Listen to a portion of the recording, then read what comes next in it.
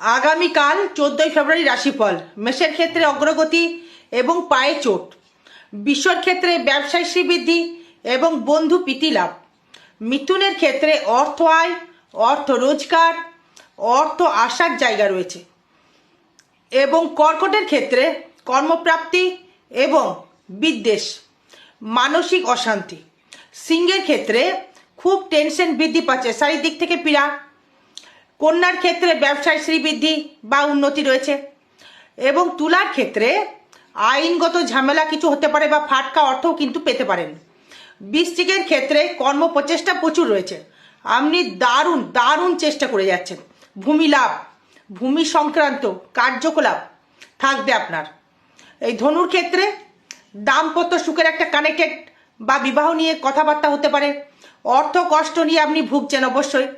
এই মকরের ক্ষেত্রে কর্মে পরিবর্তন বা নতুন করে কর্ম উদ্যোগ একটা জায়গা কানেক্টেড করছে। কুম্ভের ক্ষেত্রে মাথা গরম, একবারই বড়লোক হব সেই মনোভাব কিন্তু কুম্ভ কিন্তু ইন্ডিকেট করছে। এবং মীনের ক্ষেত্রে প্রচুর হারে পরিশ্রম এবং অর্থ আয় রোজগার বাড়বে।